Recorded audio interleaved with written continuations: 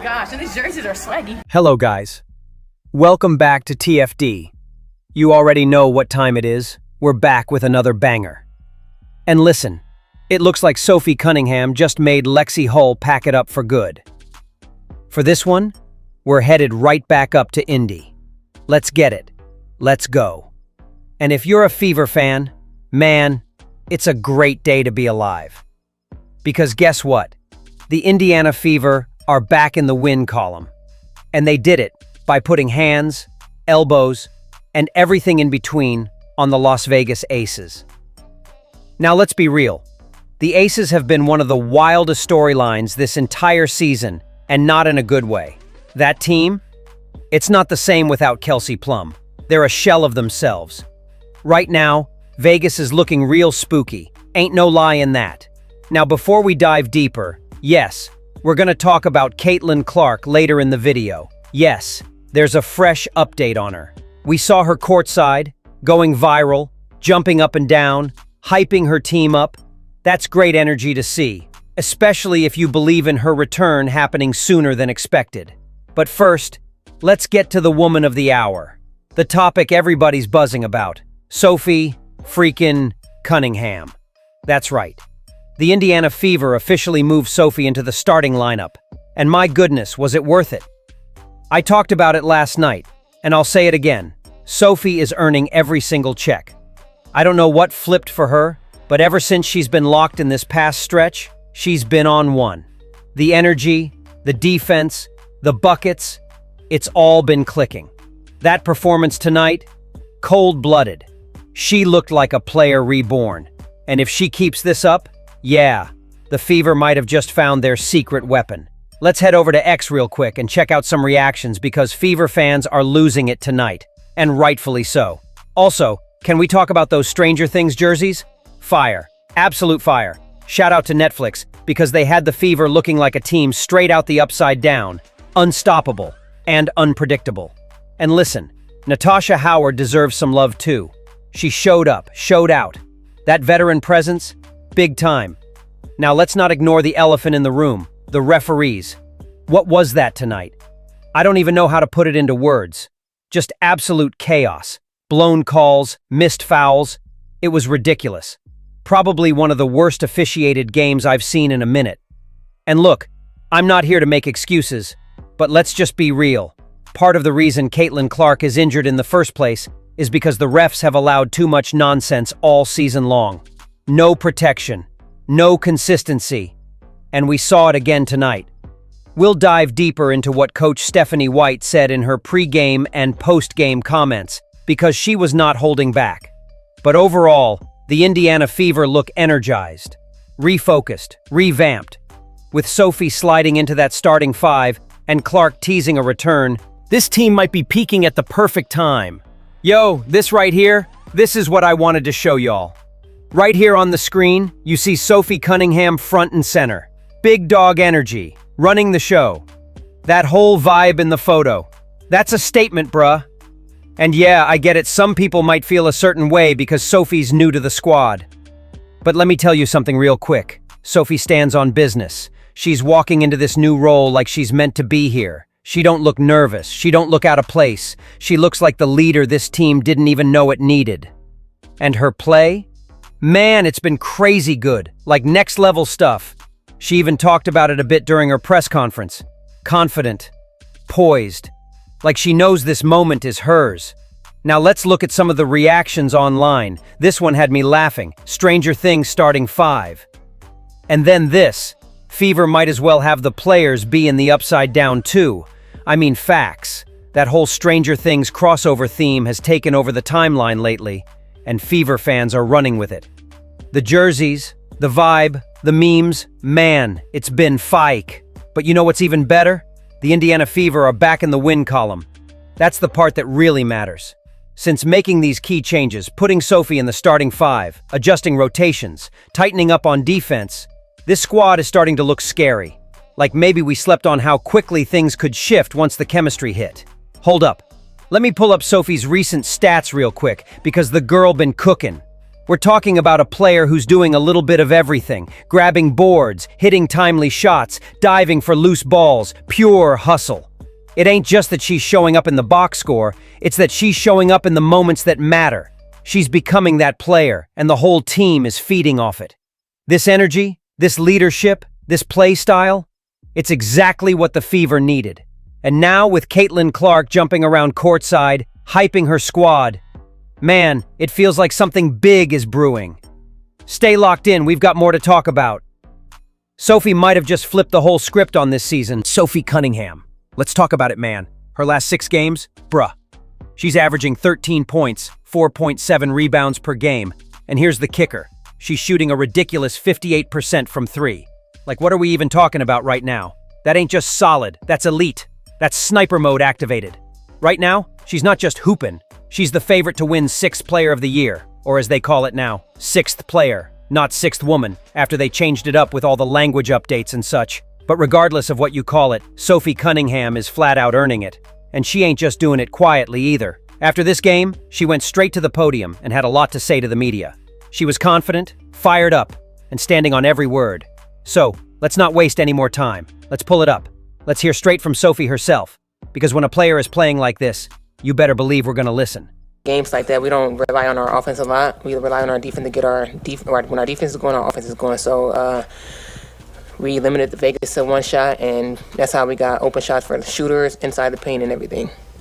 I know your coach was talking right after you guys got back in the break about not letting runs get out of control, keeping things, manageable. How much is defense a part of that, specifically to what you guys have dealt with this season? Defense is very important. To be able to stop runs like that, we got to play defense. And I feel like we did a good job tonight on stopping Vegas runs. And we didn't get rattled up or anything like that. We were like, okay, they got their run. Now it's our turn to get our runs, and that's what we did. For either of you, before the game, Coach said that it was kind of like been up and down a lot, thinking, is Caitlin going to play? Is she not going to play? And now it's just a feeling of go ahead and charge forward. How does that affect your thinking at this point? And how smoothly do you think you guys adapted to that today, that approach? Yeah, I don't think that it affects us anymore. We put out a statement today that she's day to day, and so we know that as a team, and so that's helpful to mentally prepare. But I really do think that if we have Caitlin, great, and we know how to play with her. If we don't have Caitlin, great, we know how to play without her, and I think that's just so important. It gives people confidence that when I want to stop it here real quick because this is great what Sophie Cunningham just said, because it's the reality of the situation. Caitlin has missed so many damn games that they finally at the place where they could play with her or play without her. At this point, I feel like they're possibly, depending on who they play against, they might go on a win streak, man. I got to pull up the schedule to see, but I can see them kind of getting into gear here. It's the second half of the season, guys. And, this is for all the marbles, man. I still believe they got a chance to be a championship caliber team. They just got to get their act together.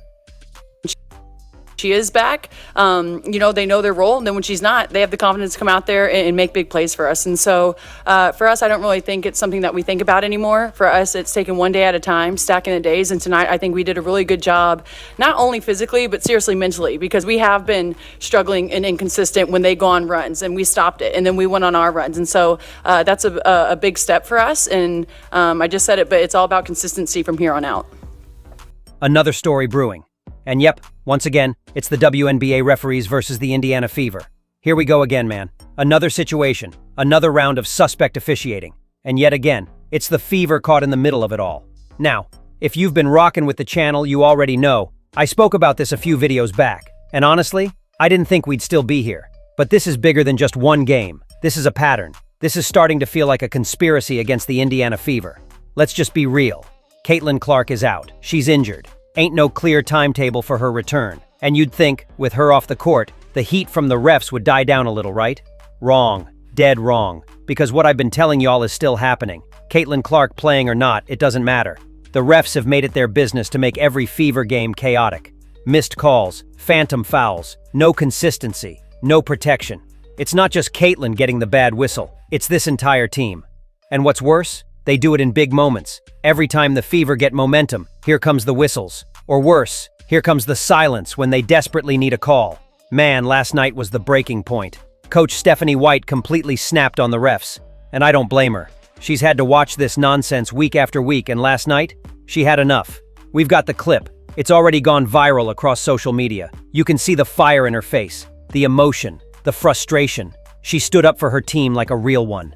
And honestly, it's about time someone did. The WNBA has a serious problem on its hands, and the league can't keep pretending like this isn't happening. Whether you love Caitlin Clark or not, whether you're a Fever fan or not, fair is fair, and this ain't it. So yeah, we're gonna keep talking about it, because this isn't just another bad game. This is a trend. This is a problem. And we're gonna keep applying pressure until someone in the league office decides to do something about it. I'm telling y'all right now, this is not a good look for the WNBA. Shout out to Heavens FX who said it best. If the stuff the WNBA ignores, then makes foul calls like this on Sophie Cunningham beyond comical. Caitlin would shoot 50 free throws a game if she got this whistle. And he's right. We all know Caitlin Clark hasn't been getting a promising whistle from the refs all season. And let me be real with y'all, it still doesn't look like she will. But this ain't just about Caitlin anymore. This is about the bigger problem with WNBA officiating. Where's Kathy Engelbert? I've been saying this for weeks now. We need to hear from Kathy. She's the commissioner, she has the power, and she's the one who can step in and say, enough is enough. But we haven't heard a thing. No press conference. No statement. Not even a quick comment after games like this. And that's silence. It's deafening. Someone else online said, the referees in the W, what a joke. Embarrassing. They call tic-tac fouls when you're shooting, but let you get mugged when you're dribbling. Facts. The inconsistency is wild. And it's not just fans seeing this, players are saying it too. They don't know what's getting called and what's not, and that's a problem. If the officiating was at least consistent, players could adjust. But when it's this unpredictable, that's when things get dangerous. And you want to talk about passion? Let's talk about Coach Stephanie White for a second. Because last night, she finally had enough. She went off on the refs during the game, and she even picked up a technical foul. Shout out to Correlation, who caught the moment on camera. This clip is going viral, and for good reason. Stephanie White cursed. Let me repeat that. Stephanie White cursed on the court. I've never seen her lose her composure like that. That tells you just how fed up she is with the way this team is being officiated. And the craziest part, the Fever still won the game. Even with all the nonsense, even with the bad calls, they found a way to get it done. Caitlin Clark was even seen running on the court celebrating after the game, which might be a sign that her groin injury isn't as bad as we feared. But again, adrenaline is a hell of a thing, man. You just never know. Still, the bigger issue remains. The WNBA referees are becoming a liability, and until Kathy steps in, this chaos is going to continue. All right, let's pull up that clip of Stephanie White losing it, because this was the moment where everything boiled over. Let's roll it. Slowing down runs. How much do you feel like those two things came in tandem today and led you to this win? Yeah, they did in the second half. You know, I didn't feel like we did that in the first half to end quarters in particular. But our defense can't be dictated by our offense. It has to be the other way around. You know, we had some lapses into first quarter. We had some lapses into the second, and we can't have those. You know, we've got to maintain elite execution on both ends. I thought the second half the ball moved better. Look, there's no defense for turnovers that lead to scores, and I think they had 13 points off of turnovers in the first half. We did a much better job of taking care of the ball, and that's our first line of defense, and we did a much better job of that in the second.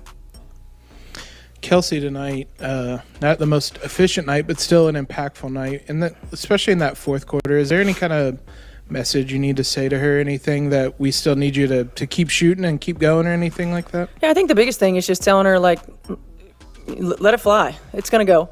You know, and then helping her recalibrate when she's attacking the rim and just staying on balance. I thought there are times where she's taking a lot of contact and she gets off balance and she goes off of one leg instead of off two, and just really reiterate to her, particularly you know, in those moments, to go off of 2 feet, stay balanced, go strong to the rim.